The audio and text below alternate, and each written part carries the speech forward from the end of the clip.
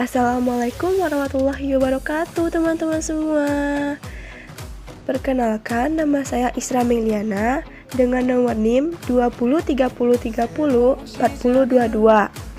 Untuk memenuhi tugas akhir dari mata kuliah Pengantar Ilmu Perpustakaan, saya akan menjelaskan tentang memahami definisi bahan perpustakaan dan proses penyajiannya. Sebelum itu, kita harus mengetahui apa pengertian dari bahan pustaka.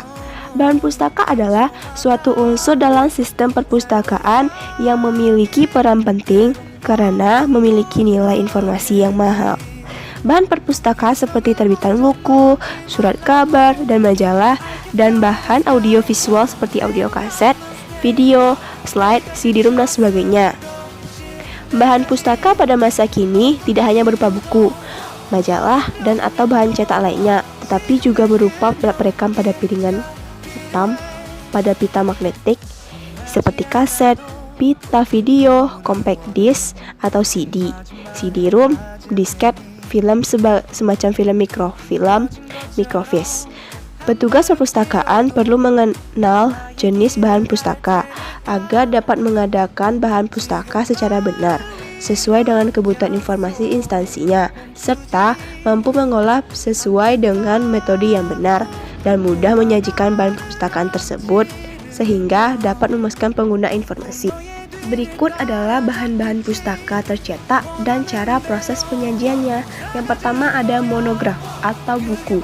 Monograf adalah sebutan lain untuk buku yang digunakan untuk membedakan terbitan tersebut dengan terbitan berseri. Monograf berisi satu topik atau jumlah topik subjek yang berkaitan dan biasanya ditulis oleh satu orang.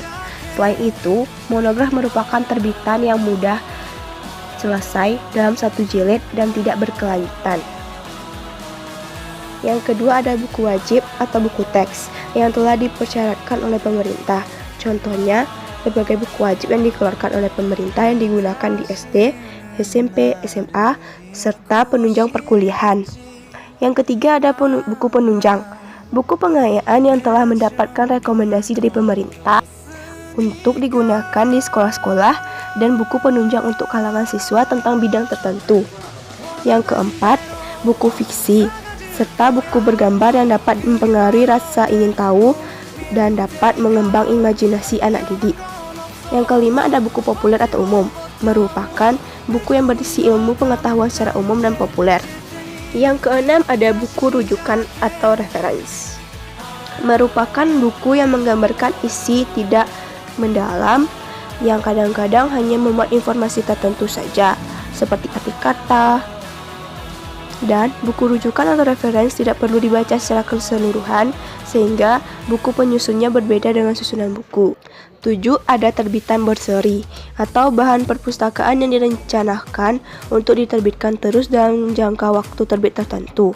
Bahan pustaka yang termasuk terbitan berseri dan harian atau surat kabar, majalah mingguan, bulanan, dan lainnya. Laporan yang terbit dalam jangka waktu tertentu seperti laporan tahunan, triwulanan, dan sebagainya.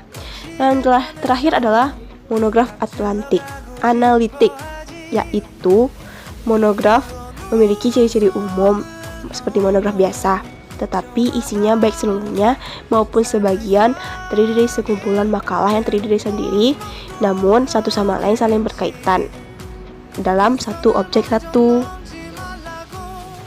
Adapun beberapa metode dalam pengadaan bahan perpustakaan tersebut sebagai berikut. Yang pertama adalah pembelian, tukar-menukar, hadiah, sumbangan, kerjasama, serta terbitan sendiri. Selanjutnya ada bentuk mikro. Bentuk mikro adalah suatu istilah yang digunakan untuk menunjukkan semua bahan pustaka yang menggunakan media film dan tidak dapat dibaca dengan mata biasa, melainkan harus memakai alat yang dinamakan microreader. Bahan pustaka ini digolongkan sendiri, tidak dapat dimasukkan ke dalam bahan non-cetak. Hal ini disebabkan informasi yang tercakup di dalamnya meliputi bahan tercetak seperti majalah, surat kabar, dan sebagainya. Ada 3 macam bentuk mikro yang dapat menjadikan koleksi perpustakaan. Bentuk mikro yaitu adalah mikrofilm. Bentuk mikro ini dalam golongan film. Yang kedua ada microfiche. Bentuk ini berupa lembaran film. Yang ketiga adalah mikropaku. Bentuk mikro ini di mana informasi tercetak di dalam kertas yang mengkilat dan tidak tembus cahaya. Materi yang terakhir yaitu pengelolaan bahan pustaka, meliputi inventarisasi, klasifikasi, katalog, dan pengaturan koleksi. Yang pertama ada inventarisasi koleksi bahan pustaka. Mengecek buku-buku setiba di perpustakaan terlebih dahulu. Diperiksa jika ternyata buku-buku tersebut sesuai dengan bukti pemesanan, maka buku tersebut dilanjutkan untuk diolah. Namun, kalau tidak sesuai dengan buku pemesanan, maka dengan selekasnya dilakukan tindakan untuk menyelesaikannya. B. Memberikan nomor induk setiap koleksi atau setiap buku yang akan menjadi sekoleksi di perpustakaan. Maksudnya, yang akan ditempatkan di rak buku harus diberi nomor induk, ialah nomor urut dari buku yang telah ada, mulai dari nomor 1 hingga nomor terakhir. Nomor induk terakhir menunjukkan buku di perpustakaan. Yang kedua ada klasifikasi bahan pustaka. Klasifikasi merupakan salah satu unsur terpenting dalam pengelolaan bahan pustaka, di mana mengelompokkan yang sejenis sehingga benda atau bahan pustaka dengan mudah dalam mencari informasi tersebut. Perpustakaan yang ada di Indonesia saat ini memiliki bentuk dan karakteristik gedung yang beragam. Begitupun dengan variasi dan jumlah koleksinya, seperti buku teks, buku rujukan, karya ilmiah, terbitan pemerintah, laporan-laporan, jurnal, media audiovisual, CD-ROM, dan sebagainya.